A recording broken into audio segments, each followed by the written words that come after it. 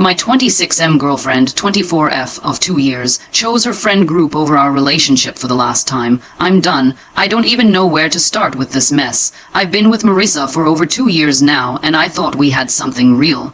We moved in together 6 months ago, split everything down the middle, the whole domestic thing. But lately, I've been feeling like I'm dating 5 people instead of 1. Here's the thing, Marissa has this tight, knit friend group, Chloe, Adrian, Tasha, and Finn.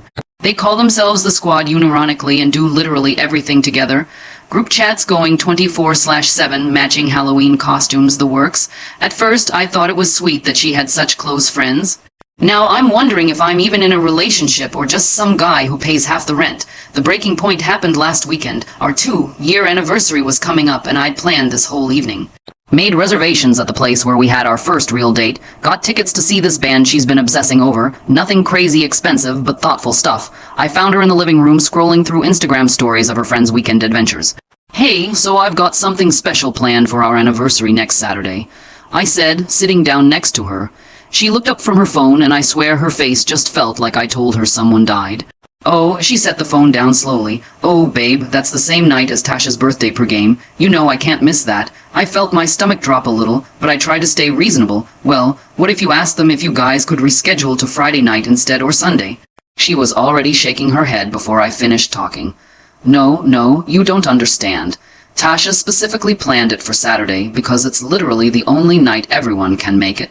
Adrian's got that big work conference starting Sunday, and Lo's been so stressed with her new job that she really needs this, and Finn just broke up with that girl he was seeing, so he needs us right now, too. I watched her face as she talked, and she was getting more animated like she was warming up to her argument. We all really need this night, Ethan. The group hasn't been together properly in weeks, but it's our anniversary, I said, and I hated how small my voice sounded. This only happens once a year. You can see your friends literally any other time. That's when her whole demeanor changed. She sat back, crossed her arms, and gave me this look like I was being completely unreasonable. Love can wait, but friendship can't. They were here before you, and they'll be here after. I just stared at her. The words hit me like a physical blow. They'll be here after. Not if something happens to us. Not God forbid we ever break up, but a casual matter-of-fact after. Like our breakup was already penciled into her calendar somewhere between next month's group vacation and Lo's birthday party. After everything we've built together, I'm still just some temporary thing that can be rescheduled around brunch plans. This isn't the first time either. My graduation from my master's program. She went to Adrian's housewarming party instead. My brother's wedding last month. She was too exhausted from a 3-day festival with a squad to come as my +1. Even when my mom was in the hospital for her surgery, Marissa couldn't visit because it conflicted with their weekly game night. But she expects me to drop everything when she needs something.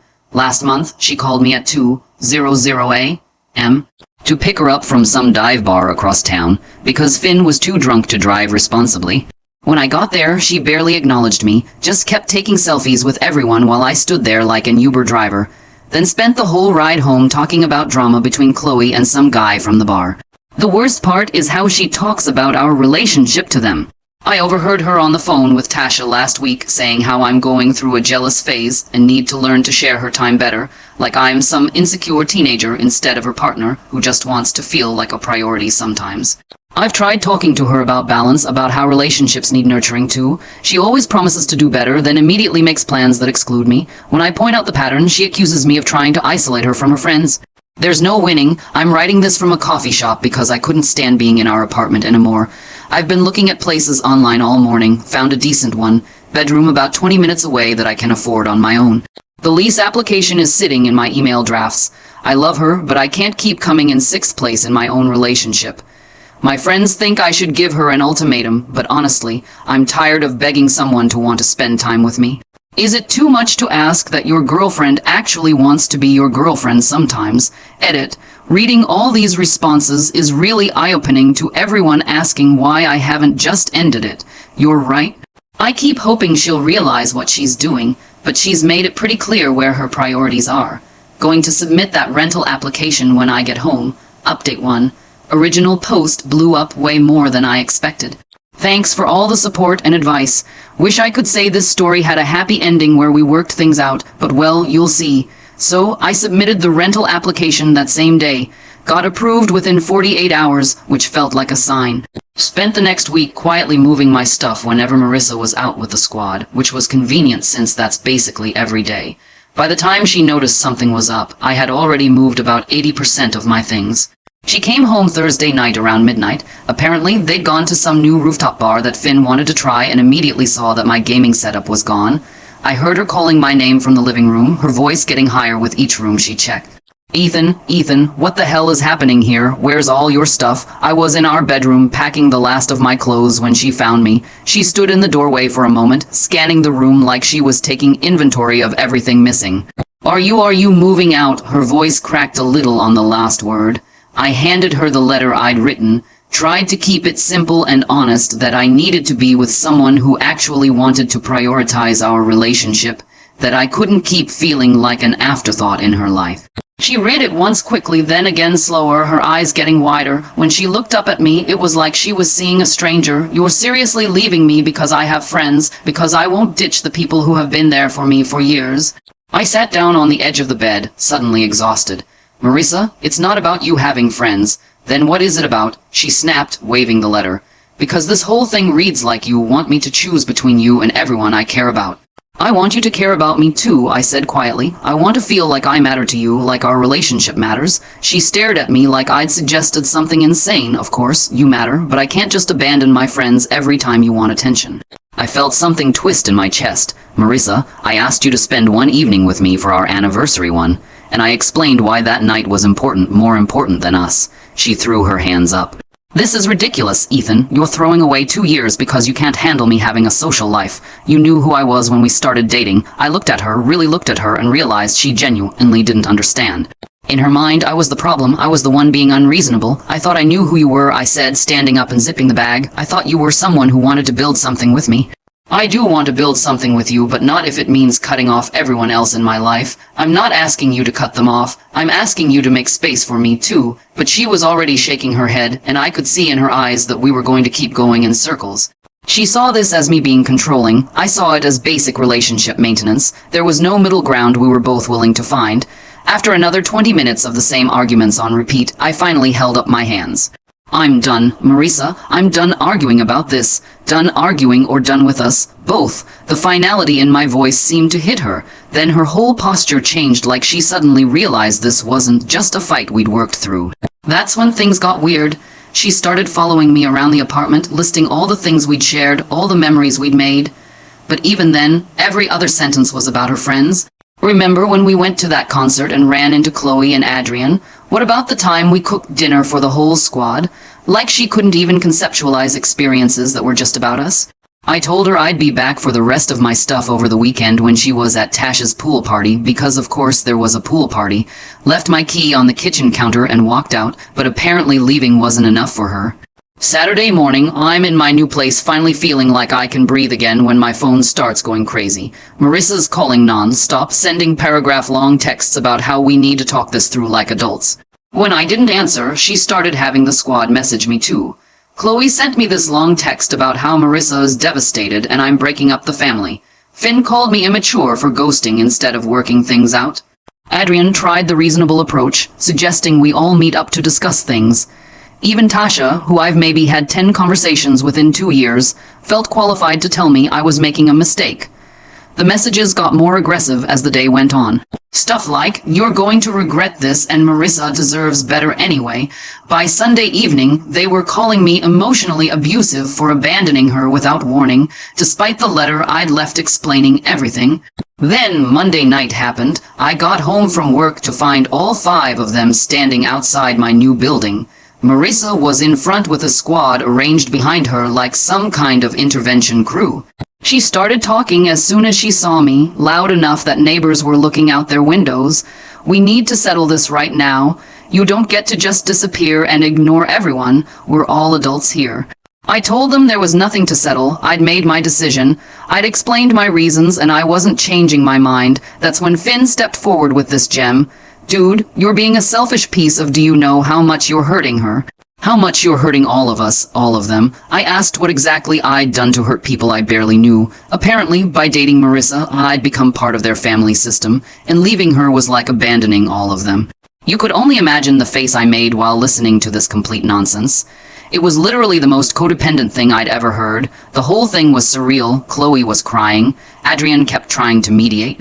Tasha was recording everything on her phone for evidence of what, I have no idea, and Marissa just stood there nodding along like this was all perfectly normal behavior. I told them they had exactly 30 seconds to leave my property before I called building security. When they didn't move and kept telling me to work things out like adults, I walked inside and did exactly that. Security came out and asked them to leave, which they did, but not before Marissa shouted that this wasn't over. That was 3 weeks ago. The calls and texts have finally stopped, but I still get the occasional message from a random number, probably one of them using someone else's phone. I doubt they would try to show up at my building again. Building management knows to watch for them now. I don't regret leaving, but I'm honestly shocked by how insane this got. Like, who brings their entire friend group to harass their ex? What kind of adult behavior is that? Update 2, back again with another update. Honestly, didn't think I'd be posting more about this situation, but life has a sense of humor, apparently. First off, things on my end are going really well. New apartment is great, work's been busy but rewarding, and I've been reconnecting with friends I'd kind of neglected during the Marissa years. Turns out, when you're not spending every weekend being the designated driver for someone else's social circle, you have time for your own relationships. Who knew, but the real story here is what's been happening with Marissa and the infamous squad. My buddy Jake works with Adrian, and apparently the group dynamics have been shifting. Remember how I mentioned that Adrian was getting serious with his girlfriend Emma? Well, they got engaged 2 weeks ago. Emma's been pretty vocal about thinking the whole group setup is immature and has been pushing Adrian to establish better boundaries. According to Jake, Adrian's been slowly pulling back from the constant group activities. Missing the weekly hangouts, not responding to the group chat as much, actually prioritizing his relationship. Sound familiar?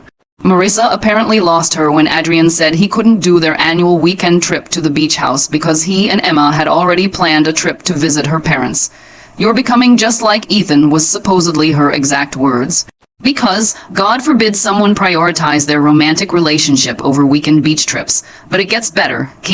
Lo got a promotion at work that requires her to relocate to Portland. She's been trying to coordinate virtual hangouts and plan visits, but Marissa's been cold about the whole thing. Apparently, she made some comment about how real friends don't abandon the group for career opportunities. Lo is understandably hurt by this reaction to what should be good news. Then there's the Tasha and Finn situation.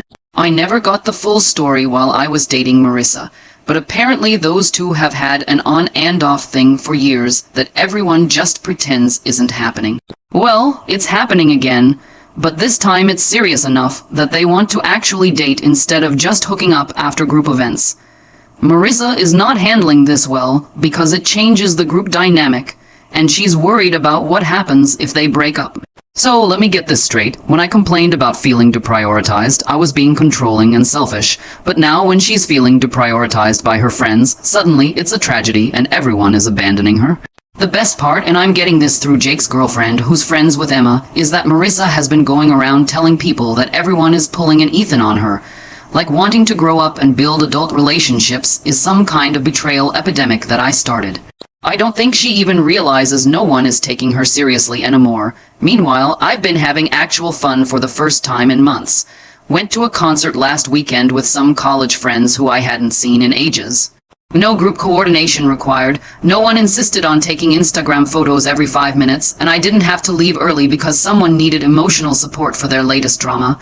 It was revolutionary. I've also been seeing someone new. Nothing serious yet, but Sarah is refreshing. She has close friends, but she also understands that relationships require one time to grow. Novel concept, right? We had dinner Friday night, just the two of us, and she didn't check her phone once. Didn't even occur to me how unusual that was until later, but here's where it gets really interesting. 3 days ago, I get a text from Marissa. First direct contact since the apartment building confrontation. "Hey, I know things ended badly between us, but I've been doing a lot of thinking. Maybe we could grab coffee sometime. I feel like we both said things we didn't mean." What the hell? I just sat there staring at my phone for like a full minute after months of complete silence, and now this. It felt like getting sucker punched out of nowhere. I didn't respond immediately, but then yesterday she sent another one. I know I made mistakes. I was young and didn't understand how to balance everything, but I've been learning and growing, and I think we could try again if you're open to it. I showed the messages to Jake and he just laughed. Apparently, word has gotten back to Marissa that I've been doing well, that I'm seeing someone new, and that I seem genuinely happier. Jake thinks she's realizing that maybe having a devoted boyfriend wasn't such a terrible thing after all. The timing is pretty telling though, right? When her friend group is naturally evolving and she's facing the reality that people grow up and their priorities change, suddenly she wants to revisit our relationship. Where was all this learning and growing when I was begging her to understand my feelings for 2 years? I'm not responding to the messages. I don't owe her a coffee date or a chance to explain herself. I spent 2 years trying to get her to understand what I needed from a partnership, and she consistently chose to dismiss those needs. I'm not interested in being her backup plan now that her primary social structure is changing. Edit, some people are asking if I think she's genuinely changed or if this is just convenience. Honestly, it doesn't matter. Even if she has learned something about relationships, I've moved on. I'm building something new with someone who already understands what partnership looks like. Why would I go backward? Final update. Probably my last post about this whole situation, but wanted to share how things wrapped up since so many of you have been following along. The Marissa text messages continued for about another week after my last update. Nothing aggressive or manipulative, more like she was trying to find the right combination of words that would get me to respond. A few highlights. I finally understand what you meant about balance. I see it now. The group isn't the same anymore. I think I was using everyone to avoid dealing with real intimacy. I miss talking to you, not even about getting back together, just talking. That last one almost got me. We did used to have great conversations, especially early in our relationship. But I reminded myself that good conversation doesn't mean good partnership, and I stayed silent. Things came to a head last Tuesday. Sarah and I were having dinner at this Italian place downtown when I spotted a familiar group at a corner table. Marissa, Finn, and Tasha. Adrian and KH Lowe were notably absent. Apparently, Adrian was at some couple's thing with his fiancée, and KH Lowe was already in Portland setting up her new life. Marissa saw me before I could suggest we leave. Our eyes met across the restaurant, and I could see her debating whether to come over. Sarah noticed me tense up and asked if everything was okay. I explained the situation briefly. She knew I had an ex who'd been reaching out, but not the full drama. To her credit, Marissa didn't cause a scene. She just gave me a small wave, then seemed to have an animated conversation with Finn and Tasha. I figured that was the end of it, but as Sarah and I were leaving, Marissa approached us near the exit. Ethan, hey, I don't want to interrupt your evening, but could I talk to you for just a minute? Sarah squeezed my hand and said she'd wait by the car. Probably the most graceful way anyone's ever handled meeting their partner's ex. Marissa looked different, tired maybe, or just older. She started talking quickly like she'd rehearsed it. I know you haven't been responding to my messages, and I understand why. I just wanted to say that you were right about everything, about the balance, about priorities, about what a real relationship should look like. I see Adrian with Emma, and I watch how they support each other, and I realize I never did that with you. I told her I appreciated her saying that, but it didn't change anything between us. I know, I'm not asking for another chance. I just needed you to know that I understand now, and I'm sorry. Really genuinely sorry for how I treated you and how I reacted when you left. It was the first time she'd actually apologized without any qualifiers or excuses. She looked over at Sarah in the parking lot and smiled sadly. She seems lovely. I hope she appreciates what she has. And that was it. She went back to her table. I went to my car and Sarah asked if I was okay. I realized I actually was. The ironic epilogue to all this. I heard through Jake that the squad is essentially done. Adrian's fully committed to his new life with Emma and barely talks to the group anymore. KH Lowe's loving Portland and has made friends through work. Tasha and Finn are dating now, but apparently wants space from the group dynamic that complicated things for so long. Marissa's been trying to keep the group together, planning events and sending nostalgic messages about the good times. But you can't force people to stay in a dynamic they've outgrown. She's learning what I tried to tell her months ago, that relationships, all relationships, require mutual investment and understanding. When people feel like they can't be authentic or pursue their own growth, they leave. As for me and Sarah, things are progressing nicely. She met some of my friends last weekend and it was effortless. No one felt like they had to perform or compete for attention. Just adults hanging out and getting to know each other.